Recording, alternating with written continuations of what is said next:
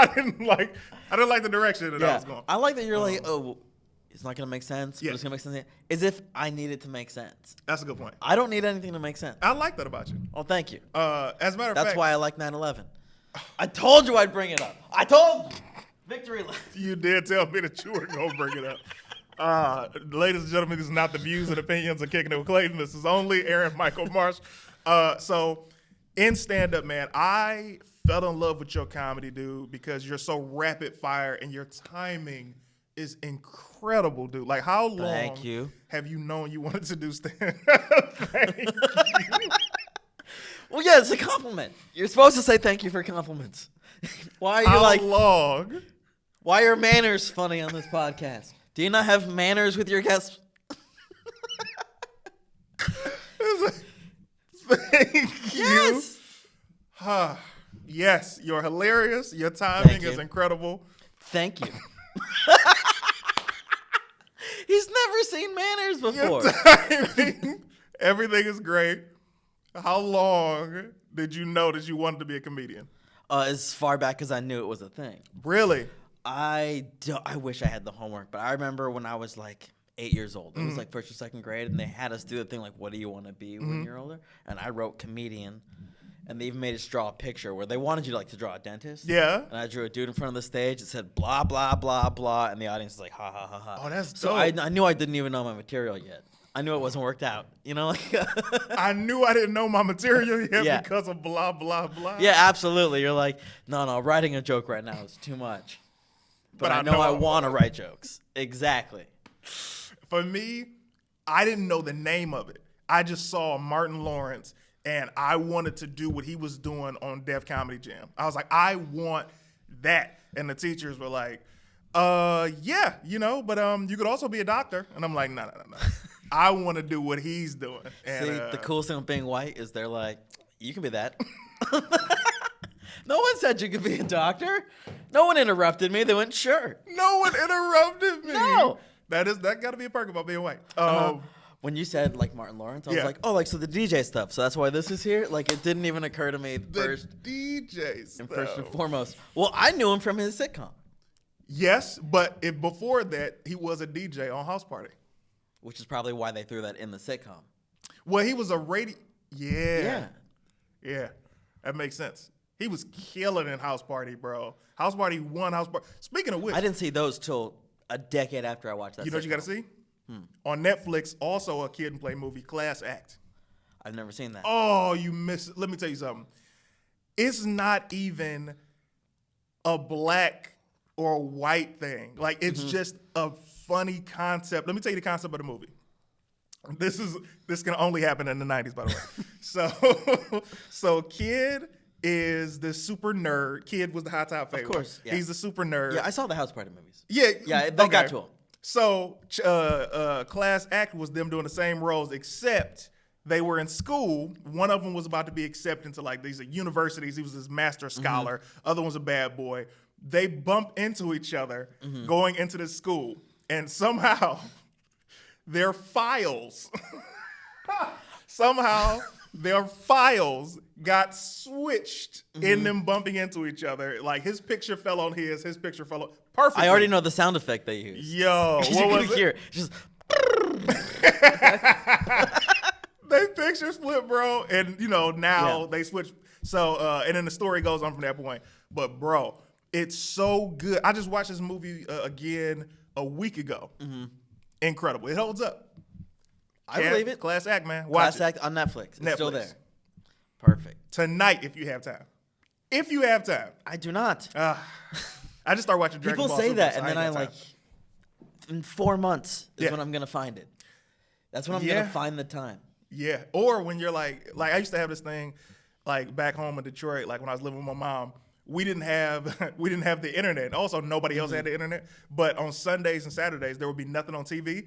So that's when you would watch a movie that you'd be like, oh, let me give this a try with Morgan Freeman. Oh, what's this? Oh, this is a pretty I bad remember. movie. Yeah, those Saturday afternoon things after the man. cartoons would stop, and then you just all of a sudden are just in a movie. Yeah, because you wouldn't go outside if you didn't want to. And then you're like, all right, well, I guess I'm stuck watching a movie. Want to. No, absolutely. So you're doing comedy. When does the dream actualize? Actualize? Actualize works. I know what it means. It's about knowing. Yeah, it's about knowing. Yeah, that's what communication's about. It's just Facts. about getting it out. This is kind of a fun one. Mm-hmm. Is that it's gonna sound like it's not. That sounds so facetious to follow it up with like, my dad had a brain tumor, which is the next sentence to that. This is a fun one. My dad had a brain tumor. He's fine. He lived. Fine. We weren't sure he was gonna.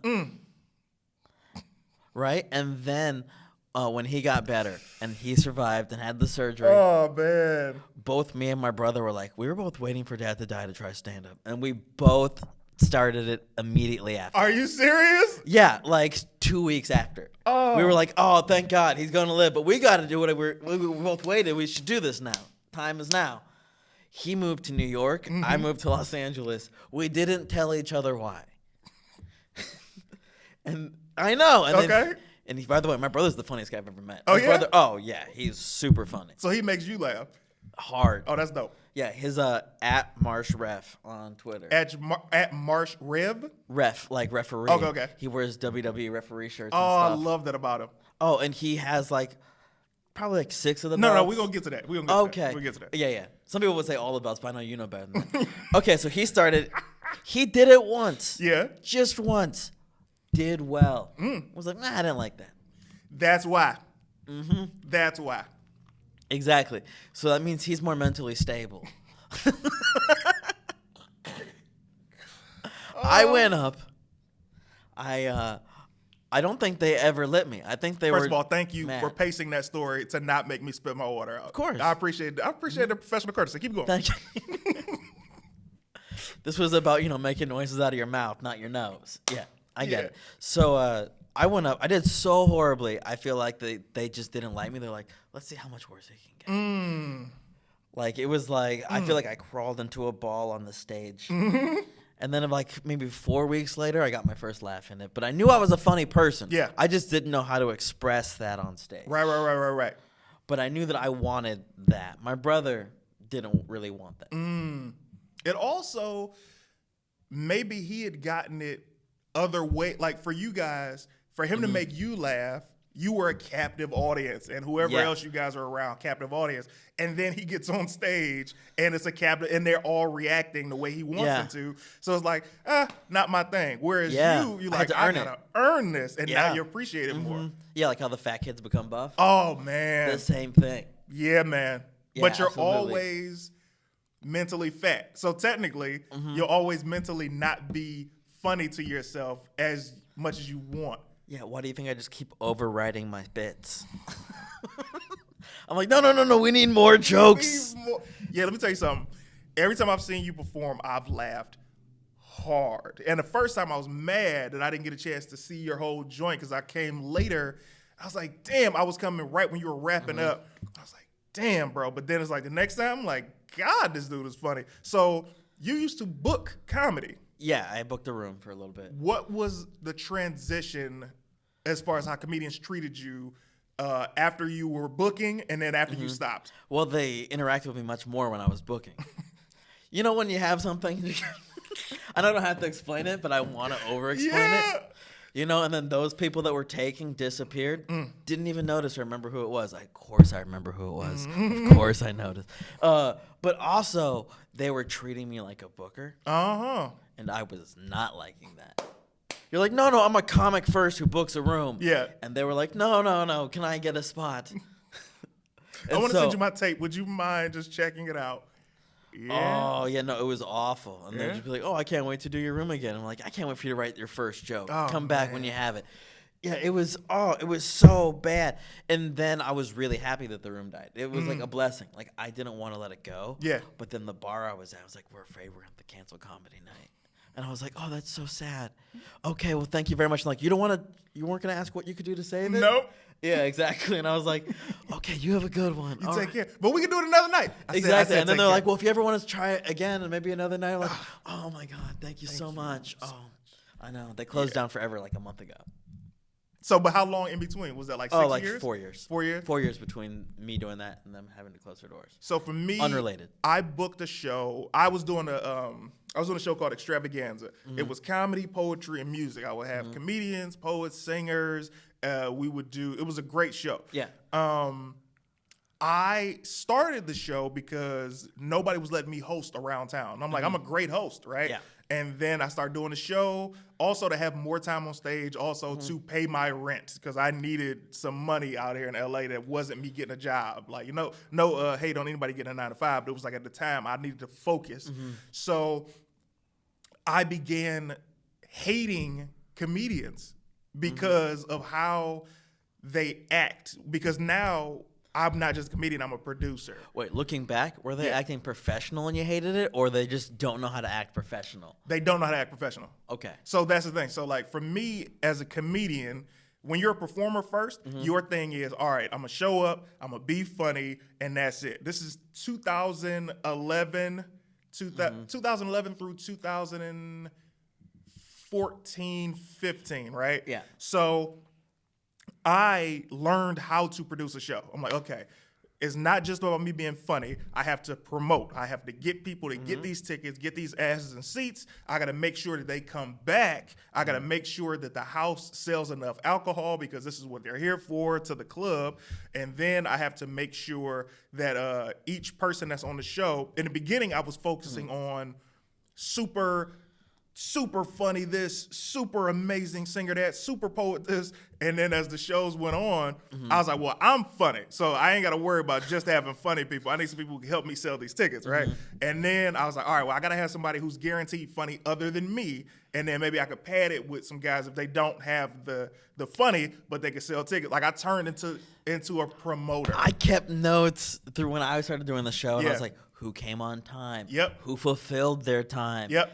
Who ran the light? Oh. Who was late? And guess who was invited back and guess who wasn't? Right. None of the things I said were funny. And I don't apologize for it. When you're running the show, I have to be able to run the show. Yeah. And just general life lesson for anyone listening, not even comedian, your job, first and foremost, is not your job description. It's do you make your boss happy? Ooh, facts. That's it. Facts. That's it. If your boss is happy with what you're doing at work and it doesn't fulfill your job description, he's not going to notice, and he loves that you're there. Yep.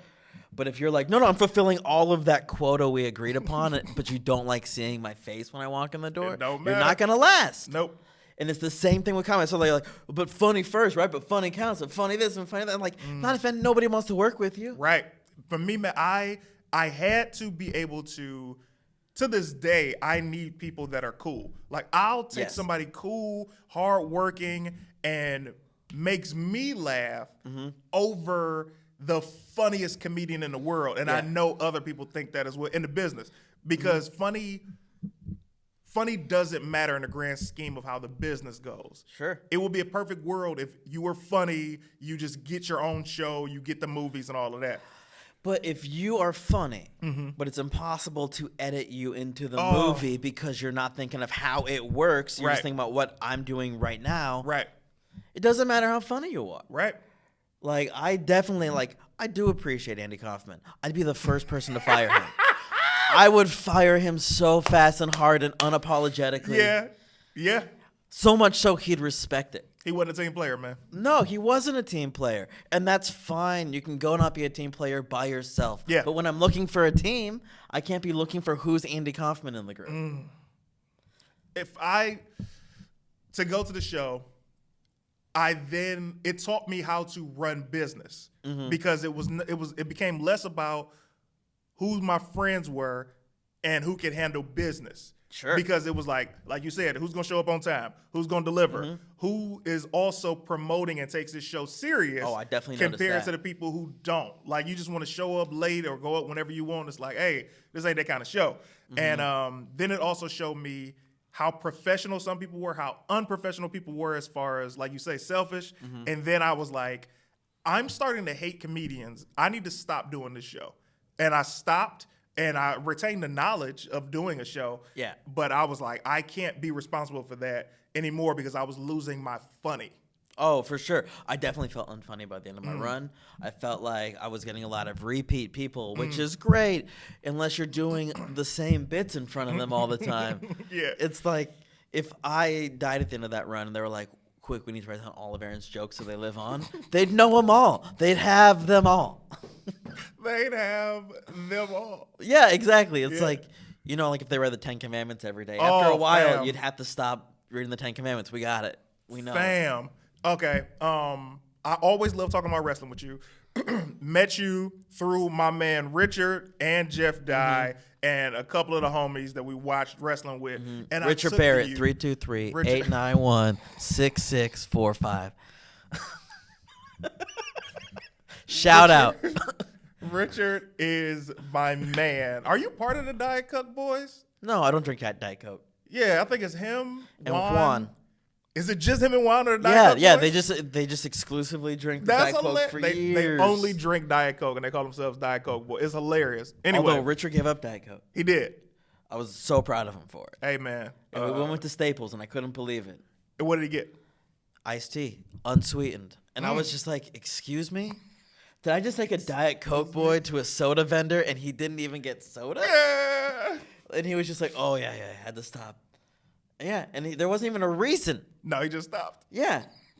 It's not like Coke sent him a letter that really offended him. Like They're like, Richard, we would like to talk to you with that RC. really offended him. Yeah.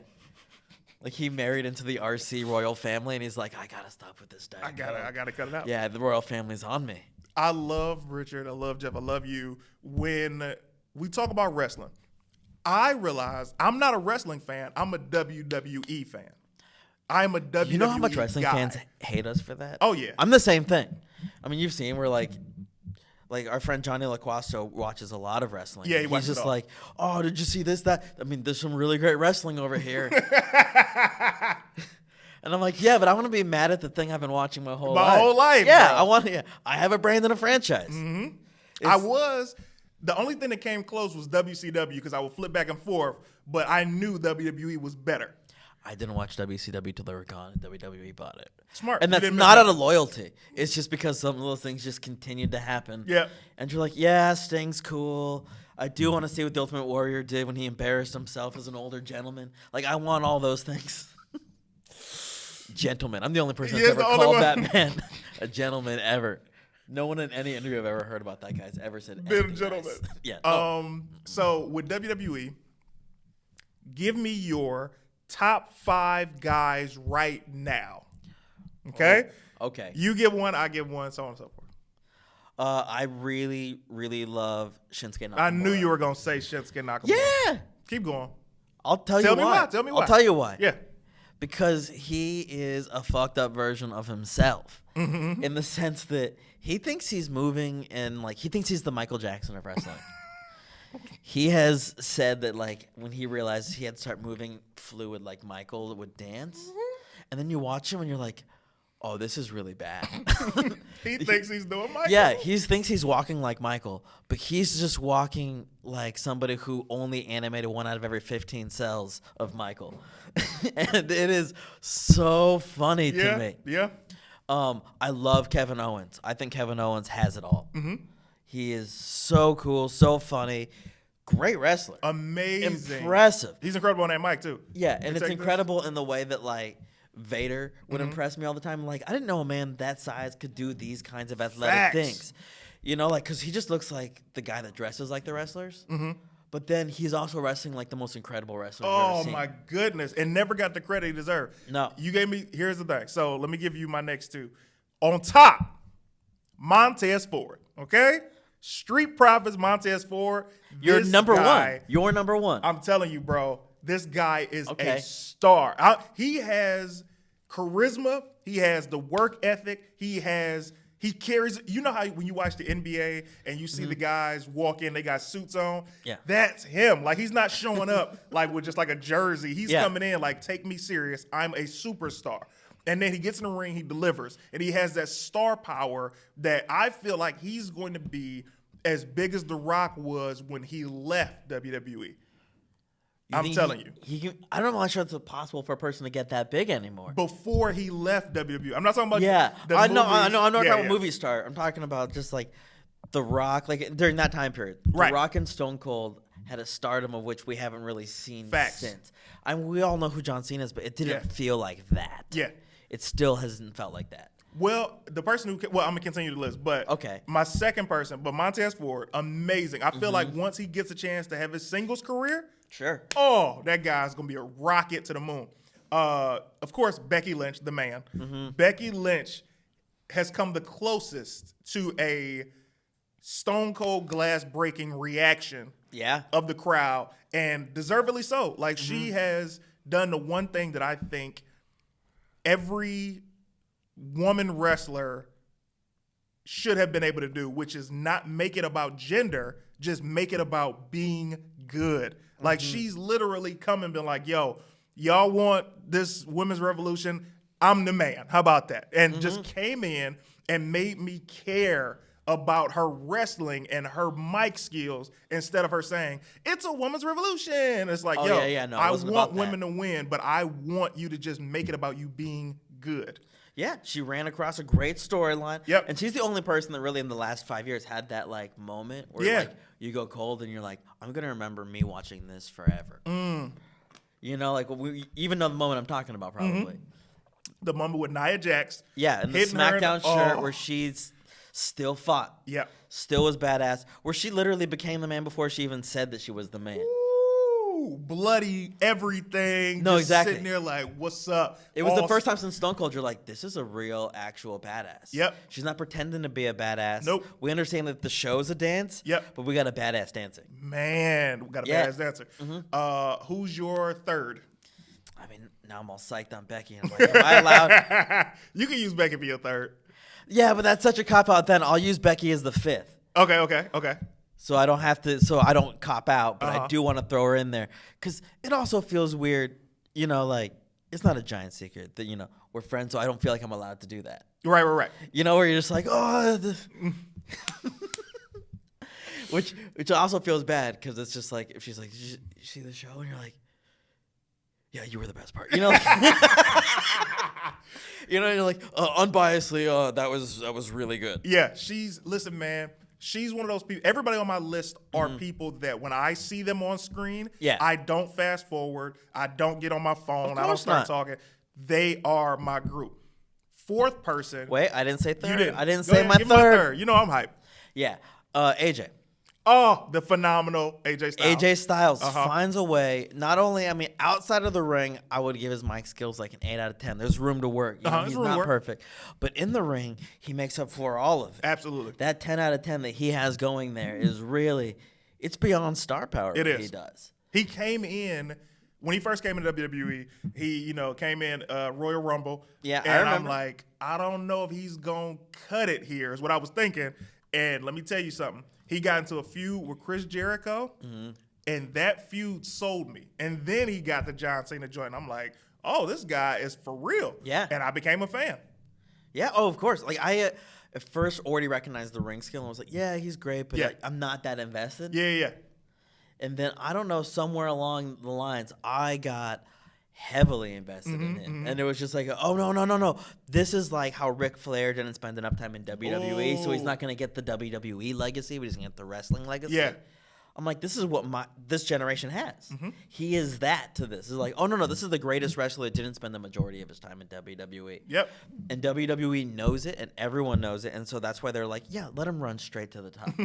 Yeah. And he deserved it. He held on to that title for so long, and I believed it because I'm like, he's a great champion. I remember I was tired of his run, but you look down the roster, you're like, yeah, but nobody deserves it more than him. Triple H said a thing in a documentary I was watching that said, you don't give the title to the person that the title's going to push. You give the title to the person that's going to push the title to a new level. And that was just like, oh, like I thought about that in my own life. You're like, oh, when it comes time for me to level up as a comedian, it's going to be because that level is going to need me to rise up, not because I rise up because I get there. I love it. That's facts. That and it goes even more to things where I'm thinking about my own personal career, man. Everything that I've done has been because I've pushed it or because I've made it out of nothing to where you want. Okay, I'll give you an example. I remember getting to LA, I wanted to perform on the hottest stages, right? Just because they were the hottest stages. And then I performed on them. And then it's like, what now? Yeah. And I'm like, now I want to create my own hot stage. Now I want to host. Oh. You get what I'm saying? I never thought about creating my own hot stage. That's why it became that. Yeah, the weird part about when you make that the goal is when you get there, you're like, oh, it's still just another stage. It doesn't feel like this is the Madison Square Garden. No. No. No, and it's like Madison Square Garden only gets those people that raise it. You know, like it's like, yeah, you can't just take a regular B player who's doing great in clubs and put him in Madison Square Garden. Even everything is perspective until you get to that level, because then as soon as you get to that level, there's always something higher from that you're like, oh, I didn't know that this was there on that level. Now I like the first time I performed in an arena, right? I was like, yo, this is, I think the first was 5,000 people with Mike Epps, like 08, right? And I was like, this is crazy. And then on that stage, I was like, I want to do this more. And then I got the opportunity to do it more going on tour with Martin. Now I'm on tour with Martin, and I'm like, all right, now I want to headline this. So it's like you're never really, even a great artist, you're never really satisfied at where you are, because once you get there, you see what it is. Well, that's what makes them the great artist. Yeah. Is you go, oh, there's the ceiling, and they're just like, yeah, but there's another one behind it. Facts. Because, like, when we first started in the comedy, there was how many people that ever sold out those big arenas? Woo! 3? Yeah. And now there's like 25 guys that are currently touring those exact same arenas because the roof has been fucking pushed. Yeah. And they followed. Yeah. And then on top of that, we got a couple people that are like Kevin Hart that are like basketball arenas. We have football stadiums just in the same parking lot. Let's go over there. Going over and there. then he sold out one of those. Yep. Football stadium, bro. Yeah, exactly. You're just like, oh my God. Like that's what the artistry is. Because before he sold out that football stadium. Yeah. What was the highest Nobody was attended doing thing? that. I think everybody was talking about, I think it might have been Dice Clay. He had done. That was Madison Square Garden, which is like 15,000. That football stadium is like 70,000. Crazy. It's like, that's an insane difference. Yeah. That would be like. And multiple shows. It wasn't like he was just like, all right, y'all, I'm doing this one. It was like he did that one. Yeah, he's making a movie. One. He wants take 2. Woo. So, give me number 4. Oh, number 4. God, part of me really wants to put Finn Balor in there, but I've lost interest in him. Same. Yeah. Such a great guy. Great talent. You know what I think messed him up? That injury, man. When he got the Universal title, he was riding high, and he got that shoulder injury, and it's like it took away his momentum, and WWE never pushed him to that level again. Oh, yeah, well, what he was even running on, when they brought him back, he wasn't on the same sort of storyline or the same mystique of having the makeup. Yeah. And so you're just like, well, wait a second, like, they don't even know. He felt like he's just been pushed into a we don't know what to do with you category. Yeah, they didn't know what to do. So I'm going to have to go Fiend. Oh, Bray Wyatt is the He's Fiend. had a great year. An incredible year. Way to reinvent yourself. We all agreed that he had a character that could be forever. Yes. And like that, he hit the roof and was like, no. He definitely hit the roof on that thing. Yeah, exactly. It's like the roof has been hit. How do I blow the roof off of it? And it'll be like off. I know, and it was almost like he decided like which character would murder my character. Yeah. And then he like created this thing that's even more murderous. Yep.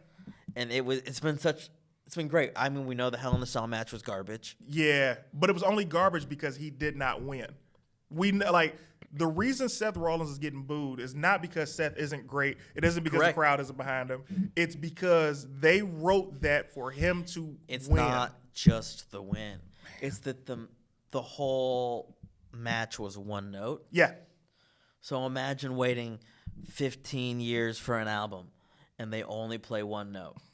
And they're like, no, but we got a saxophone coming, but it's also going to play B flat. And so you don't get the song. Yeah. And so you're like, no, but that's the whole point. The match is the song. Yeah. And we didn't get the song. We got a note that they just played. Dolph Ziggler.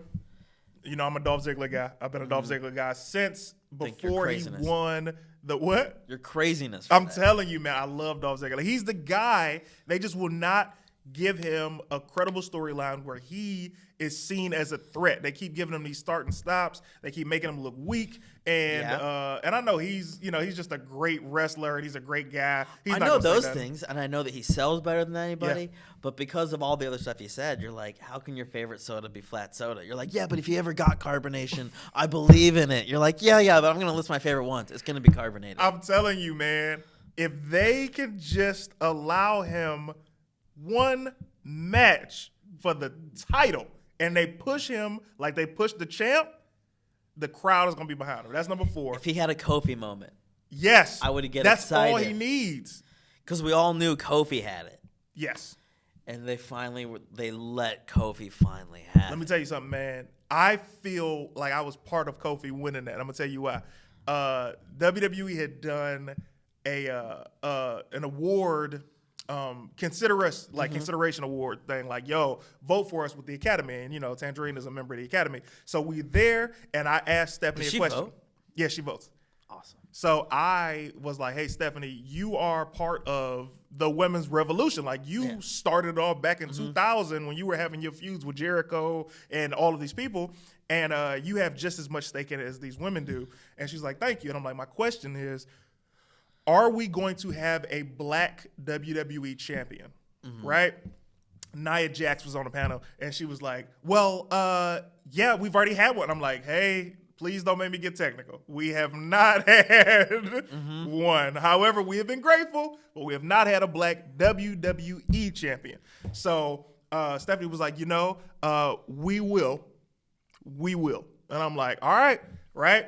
That goes. We take a picture after. Stephanie's super cool. Triple H, everybody. Yeah. And months later, I'm like, oh man, who is it gonna be? Is it gonna be Bobby Lashley? And it was like, he was a dud. And it was like, all right, is it gonna be Titus O'Neil? They gonna take him serious? They brought up him tripping again. It's like, So then when Kofi's storyline happened and when WrestleMania that 1, 2, 3, I screamed, bro. Yeah, no, I remember that happening. Yep. I remember you talking about it. I was rooting for that to happen. Yeah. But part of the crazy excitement of that thing happening was it felt like that was out of WWE's hands. Because the audience just all sort of clicked and were like, no, Kofi's the greatest thing we have in the ring, and we need it. And we need him, and we want him to win everything, and we want him to have... And the crowd just started chanting that. No push yet. Yeah.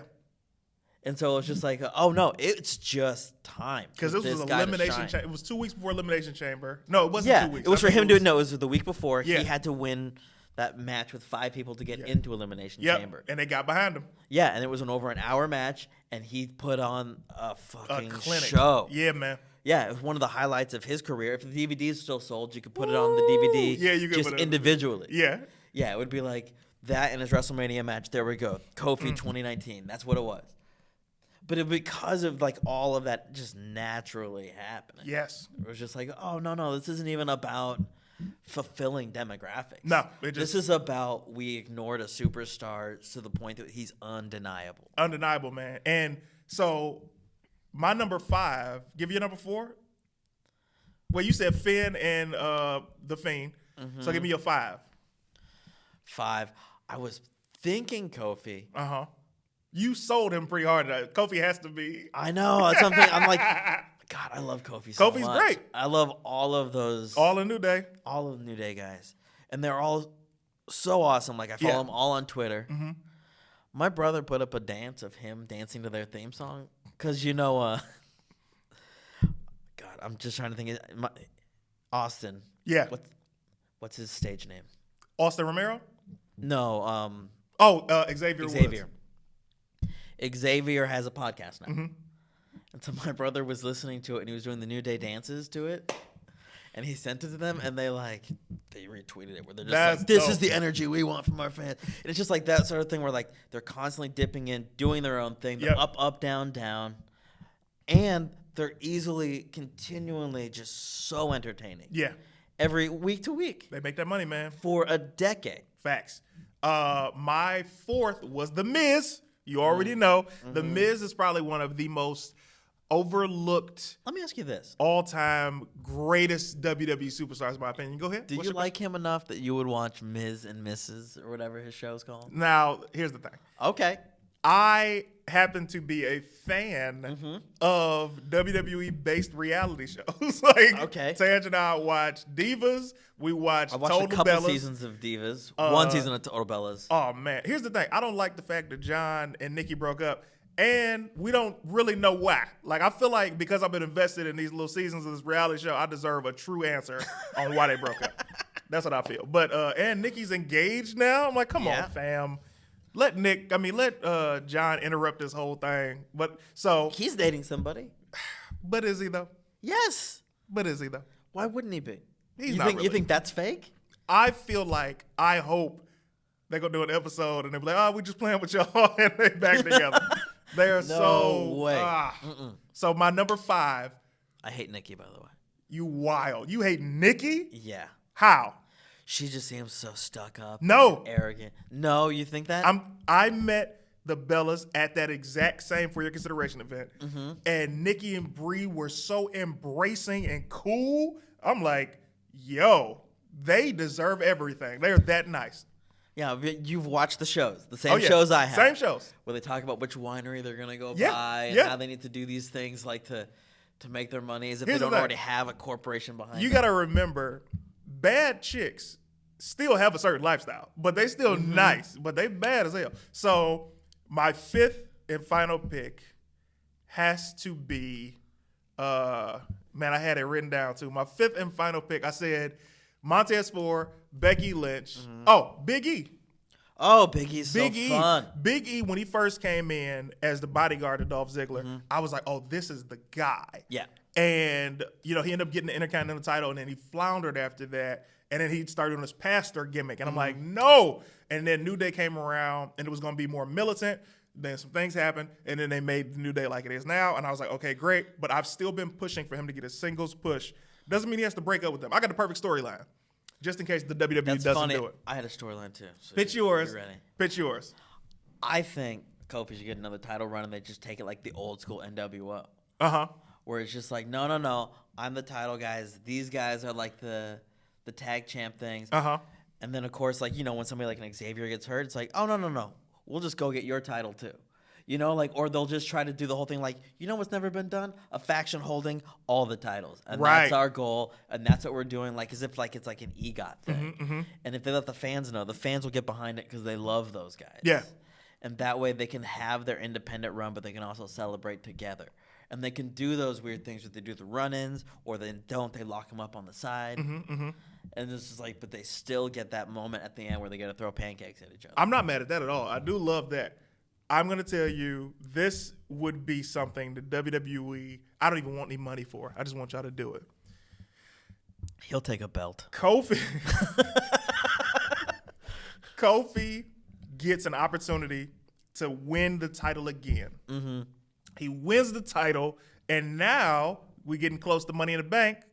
Big E wins Money in the Bank, hits the villain heel on Kofi, cashes in, and now they feud. Big E has a stable. Kofi tries to get the title back. Big E's the monster heel. Yeah, I mean, that's a great storyline, but then we lose the New Day.